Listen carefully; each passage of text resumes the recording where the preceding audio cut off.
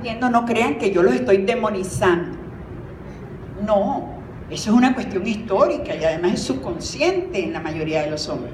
Así es la realidad. Lo que nosotros estamos diciendo es que hay que cambiarla. En materia sociopolítica, las mujeres sufrimos, ¿verdad?, una ciudadanía incompleta. Aunque la Constitución diga que la ciudadanía nos da igualdad de derechos, no tenemos igualdad de derechos políticos. Tenemos el derecho al voto, pero no a la elegibilidad. ¿Cuánto no ha costado, sino que lo diga Muriel, ¿verdad?, el lograr la paridad, el lograr entrar en la lista? Acuérdense cómo es la vida en los partidos. Bueno, en los partidos de México es distinto, pero de ahí para afuera, digámoslo así, la vida en los partidos es terrible para las mujeres. Las mujeres están sometidas al imperio de la voz de los hombres. Los departamentos femeninos de los partidos son para recoger votos, no para diseñar políticas que el partido va a llevar a cabo cuando esté en el poder, y eso tenemos que revertirlo. Entonces, ¿qué es lo que hay que entender por igualdad? Ya se me está yendo el tiempo. No, pero si quieren se levantan y toman agua. Primero, compañeras, hay mucha confusión sobre el tema de la igualdad, y hoy en día la igualdad es una ciencia, es una disciplina que hay que estudiar, poquito a poco, pero hay que estudiar. ¿Para qué? Para que el discurso sea eficiente. Igualdad no es lo mismo que equidad, aunque la gente piensa que es equivalente. No, son dos cosas distintas. El principio que tenemos que defender es el de la igualdad, pero es tan fuerte ese concepto de igualdad que yo les sugiero que las cosas que ustedes vayan a hacer le pongan igualdad y equidad, porque así pasa más suavemente la propuesta.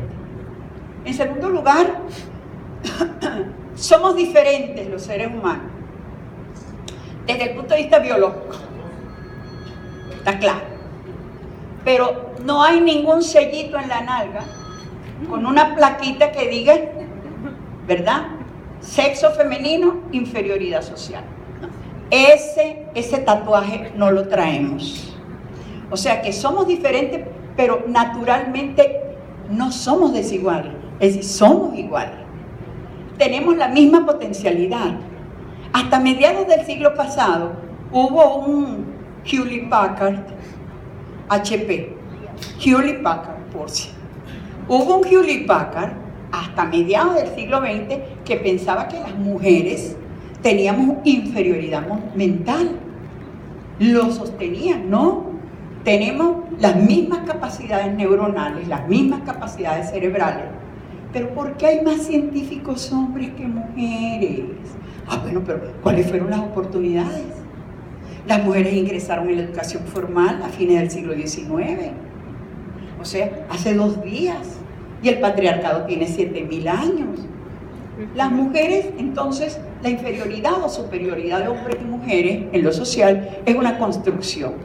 Y luego hay que entender que la igualdad puede ser y debe ser interpretada desde 3 dimensiones.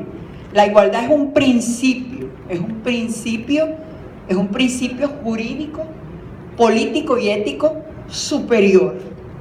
Es decir, es una postulación que no es coercitiva, pero que tiene un sentido superior.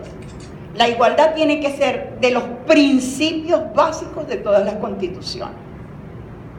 Es decir, la igualdad en las constituciones tiene que tener un rango superior en el enunciado, porque es un principio fundamental de la democracia, en los estados democráticos junto con la libertad. Pero también la primera constitución, estos gringos siempre se la llevan adelante, ¿verdad? La primera constitución que enunció el principio y la doctrina de la igualdad fue la de los Estados Unidos, incluso antes que la Revolución Francesa. Ahora, la igualdad también es un derecho. Desde la igualdad como derecho que está en la Declaración Universal de los Derechos Humanos, la igualdad es la base del concepto de ciudadanía. Tú no eres ciudadana mexicana porque naciste en México. Tú eres ciudadana mexicana porque estás inscrita como habiendo nacido en este país y que por lo tanto tú detentas todos los derechos y todas las obligaciones que supone ser mexicana. Incluso tienes un número. Tú eres la ciudadana mexicana que se llama tal y que te identifica no por el nombre, sino por el número. Y esa identidad es la que te da a ti la obligación de cumplir con esa Constitución. Entonces, la igualdad es el derecho constitutivo de la ciudadanía. Imagínate tú, de manera tal que aquellas y aquellos ciudadanos, venezolanos, mexicanos, ecuatorianos, lo que sea, que no detentan los derechos establecidos en la Constitución, tienen una ciudadanía incompleta. Lo que nosotras, las expertas, llamamos ciudadanía incompleta. Entonces, hemos tenido ciudadanía incompleta todo el tiempo.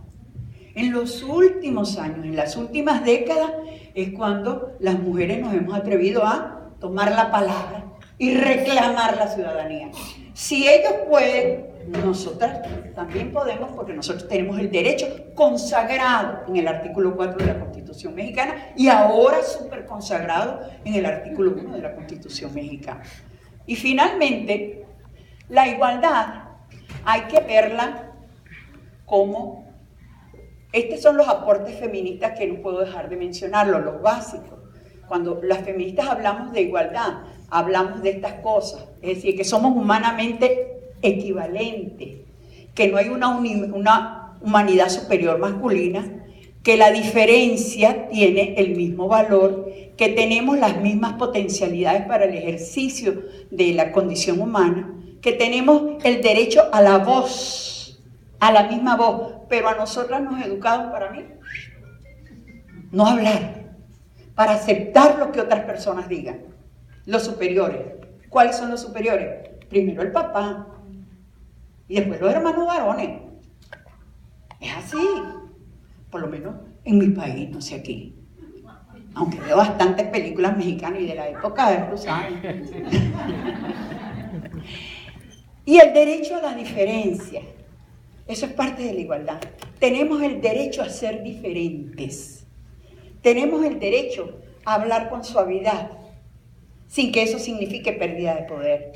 Tenemos el derecho a negociar y a evitar el conflicto, sin que eso signifique pérdida de la entidad ciudadana.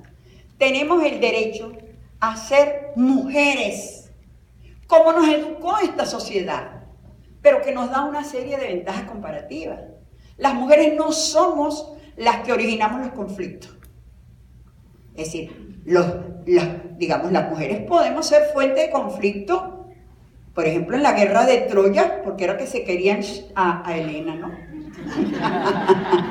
Pero quienes lo originaron fueron los hombres. No fue Helena de Troya la que lo originó, fueron los hombres por ponerse en Helena, pero no por ponerse en Helena, que tenía unas dotes extraordinaria, sino por lo que ella representaba desde el punto de vista del poder político en la Grecia antigua.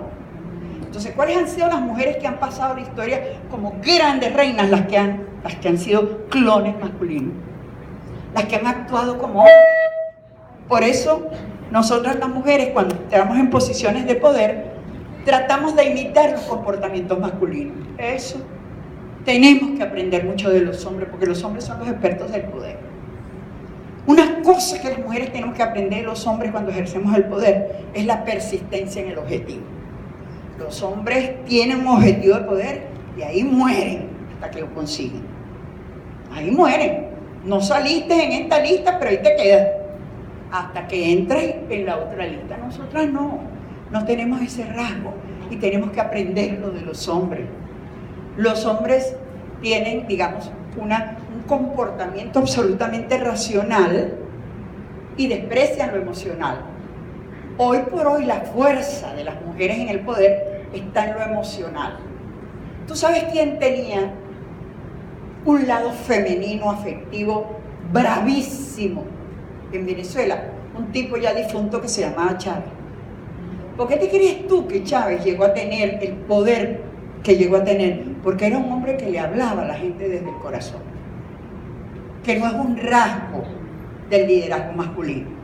Le hablaba desde el corazón, se identificaba. Y ustedes no se han dado cuenta, compañeras y compañeros, que cuando hay una campaña electoral todos los candidatos se retratan con viejitas y muchachitos. ¿No se han dado cuenta de esa vaina? Eso no pasa aquí. Aquí no. Ahí es donde le sale su parte cariñosa. Entonces, después al carajo, cuando se fue la prensa, está gozando.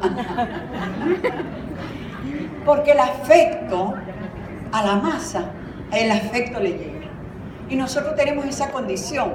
Nosotros estamos metidas en la casa cuidando al niño, cuidando al marido, al otro, y tenemos una gran experticia en el afecto. Pero ¿qué pasa cuando llegamos al poder? Entonces empezamos a hablar desde la masculinidad. Y entonces nos convertimos en clones masculinos. Y no es así. Esa es una dimensión que los hombres tienen que aprender de nosotros y lo están aprendiendo.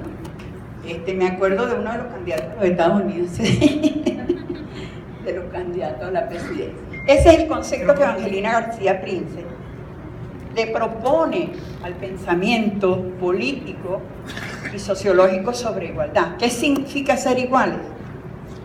Y afortunadamente ya la CEPAL ha seguido mi paradigma. Ser iguales la igualdad no es solo la igualdad de derechos, lo que está en la ley y lo que una recibe de la ley. No es solo la igualdad de derechos y la igualdad de trato legal.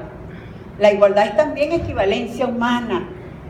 Es decir, todos los caballeros que están aquí tienen la misma calidad humana que tengo yo y yo tengo la misma calidad humana, mi condición humana es equivalente.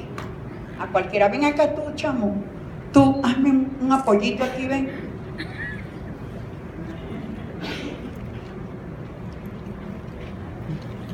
¿Cómo te llamas tú? Mi querido Miguel, un abracito, pero no muy fuerte. Aquí, don Miguel es un ser humano, ¿verdad? Y yo soy una cera humana. Imaginariamente, si estuviéramos en pelota, qué mal espectáculo, hermano. Pero desvestidos, hay algo en nuestro físico que haga pensar que él es más humano que yo. Es decir, que aquello a lo que no me quiero referir le da mejor condición humana. No, lo hace diferente. O sea, porque tú tienes tu manera de usarlo y disfrutarlo, y yo tengo la mía. Así que somos equivalentes. Un aplauso para él.